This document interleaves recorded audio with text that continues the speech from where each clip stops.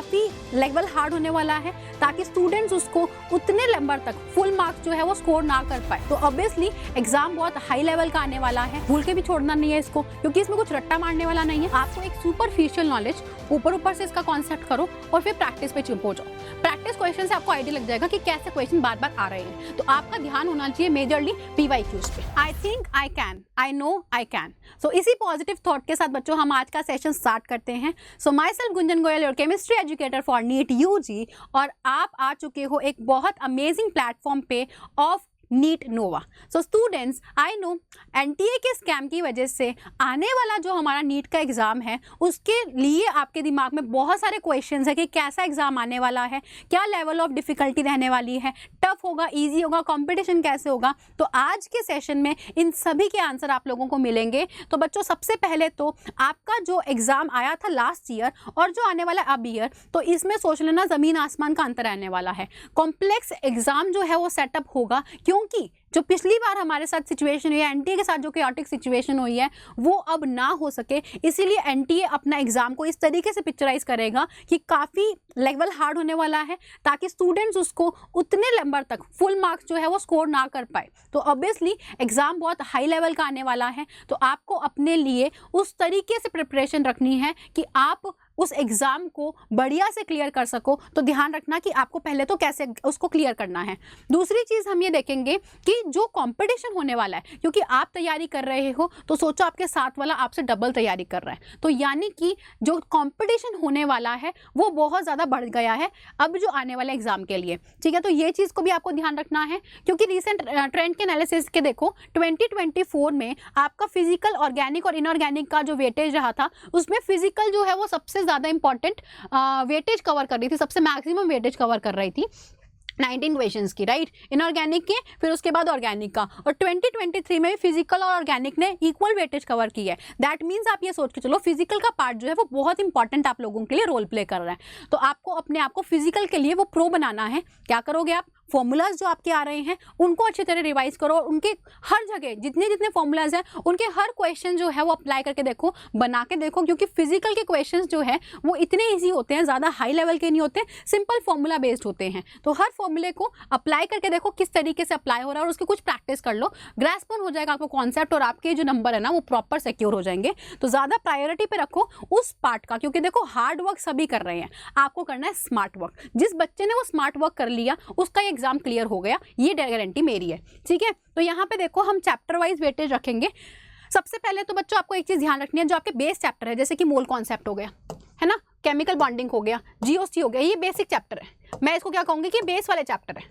ये क्या है? आपके बेस वाले चैप्टर है। ठीक है, तो इन चैप्टर पे आप लोगों को ज्यादा फोकस करना है, इन चैप्टर को ज्यादा प्रायोरिटी देनी है, बेस चैप्टर्स को, क्योंकि अगर ये चैप्टर्स आपके क्लियर है तो इसके आने वाले चैप्टर्स आपके लिए बहुत ईजी होने वाले हैं। डिपेंड नहीं करता कि कितने मार्क्स का ये आ रहा है, कितनी वेटेज कवर कर रहा है, आपको ये बेस चैप्टर करने ही करने हैं। ठीक है, इसके बाद में आपको देखना कोऑर्डिनेशन कंपाउंड है, इंपॉर्टेंट पार्ट रोल प्ले कर रहा है, बहुत इंपॉर्टेंट चैप्टर है आपका कोऑर्डिनेशन कंपाउंड, भूल के भी छोड़ना नहीं है इसको, क्योंकि इसमें कुछ रट्टा मारने वाला नहीं है। लॉजिक कॉन्सेप्ट से IUPAC नॉमेनक्लेचर हो गया, है ना, CFT हो गई या VBT हो गया, या आइसोमेरिज्म वाला पार्ट, उसी के क्वेश्चन आते रहते, फिक्स क्वेश्चन है। और अगर आपको बताना है कि कौन सा पार्ट किस चैप्टर में से इंपॉर्टेंट है, वो भी आप मुझे बता सकते हो, मैं एक वीडियो कवर करूंगी, कॉमेंट सेक्शन में बताना। ठीक है, और उसके बाद अल्कोहल, देखो GOC कंप्लीट होने के बाद GOC के आगे चैप्टर जैसे हाइड्रोकार्बन, हेलोएल्केन, हेलोएरीन, उसके बाद हेलोएल्केन, हेलोएरीन के बाद alcohol, phenol, ether, carboxylic acids, है ना, कार्बोनिल कंपाउंड्स, उसके बाद अमाइंस। तो ये सारे के सारे चैप्टर एक सीक्वेंस में जाएंगे। अमाइन जो है वो सबसे छोटा चैप्टर है, इजी चैप्टर है, ज़्यादा कुछ उसमें टाइम नहीं लगाना, कुछ ही रिएक्शंस हैं जो आपको याद रखनी होती है, जो बार बार फ्रीक्वेंटली पूछी जाती है। ठीक है, उसके बाद में नेक्स्ट आएंगे थर्मो और इक्विलिब्रियम। बच्चों इनके क्वेश्चन देखो 3111, 3121, मतलब लास्ट ईयर में इसके क्वेश्चन जो लास्ट ईयर में देखे गए थे वो इन दोनों चैप्टर्स में से 3-3 क्वेश्चंस पूछे गए थे। तो आपको एक सुपरफिशियल नॉलेज ऊपर से इसका कॉन्सेप्ट करो और फिर प्रैक्टिस पे चिपको जाओ। प्रैक्टिस क्वेश्चन से आपको आइडिया लग जाएगा कि कैसे क्वेश्चन बार बार आ रहे हैं। तो आपका ध्यान होना चाहिए मेजरली PYQs पे, PYQs पे मेजरली ध्यान रखो, PYQs पे प्रीवियस ईयर क्वेश्चन देख के जज कर लो कि कैसे क्वेश्चन आ रहे हैं, क्योंकि वैसे क्वेश्चन ही आएंगे। फिर पी ब्लॉक जो है बच्चों, वो पी ब्लॉक आपका जो आपका 13-14 वाले ग्रुप्स है उसका बहुत कम वेटेज था, ज़्यादा क्वेश्चंस नहीं पूछे गए रिसेंट ईयर में, और अब तो बहुत डिलीट भी हो गया। तो इस वजह से ये एडवांटेज है, सिलेबस इजी हो गया है, लेकिन आपको उसको बहुत अच्छी तरीके से रिवाइज करना है, ये ध्यान रखना। हेलो एल्केन, हेलो एरीन, ये हमने चैप्टर्स की बात करी, इन चैप्टर्स को कंप्लीट कर लेना। बायोमॉलिक्यूल्स की बात करूँगी तो ये आपके लिए वेटेज वाला चैप्टर है। क्यों? क्योंकि ये चैप्टर आप बायो में पढ़ के आ चुके हो, तो जो भी बायो वाले बच्चे होते हैं उनको बायोमॉलिक्यूल्स वाला चैप्टर है वो बहुत ईजी पड़ता है और बहुत एडवांटेजियस रहता है, ठीक है।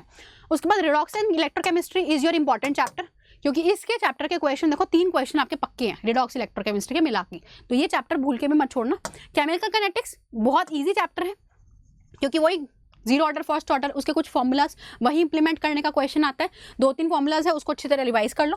डी एंड एफ ब्लॉक आप ज़्यादा इंपॉर्टेंट नहीं है, रेयरली इंपॉर्टेंट है, स्किप करना चाहो कर सकते हो, लेकिन डी एफ ब्लॉक इतना इंपॉर्टेंट नहीं है। Structure of important atom basic chapter important chapter है। Periodic properties very important, inorganic का बेस है, ठीक है। और उसके बाद आ गया आपका पीओसी। बच्चों पीओसी को इतना ज़्यादा अगर आप थोड़ा रिलैक्सेशन रखना चाहते हो तो पीओसी का थोड़ा सा रिलैक्सेशन रख सकते हो, क्योंकि ये चैप्टर जो पीओसी का आपका है इसके अंदर काफ़ी कुछ लर्न करने वाला पोर्शन है, इसकी वेटेज कम रहती है, तो इसीलिए ध्यान रखो, अपने आप को पिक्चराइज करो। बच्चों हार्ड वर्क सभी करेंगे, हार्ड वर्क सभी करेंगे, आपको स्मार्टली वर्क करना है, उस एरिया पे फोकस करना है जिसका वेटेज ज़्यादा है, ठीक है। और एक चीज़ ये याद रखना कि 40% आपको अपना थ्योरी को देना है, सिर्फ थ्योरी करने में मत लग जाओ, और 60% आपकी वेटेज होनी चाहिए किसकी? प्रैक्टिस क्वेश्चन की। अपने आप का टेस्ट दो, एनालाइज करो अपने टेस्ट को, और उससे ही आपका स्कोर जो है वो ऑटोमेटिकली इंप्रोवाइज होगा। सो आई होप ये सेशन आप लोगों के लिए बहुत ज़्यादा इन्फॉर्मेटिव लगा हो। Do let me know in the comment section कि आपको अब किस चीज़ के ऊपर वीडियो चाहिए, हम उसके ऊपर लेके आएंगे। Also don't forget to like and share. So thank you so much, see you there in the next class. Till then bye bye, see you all and good luck.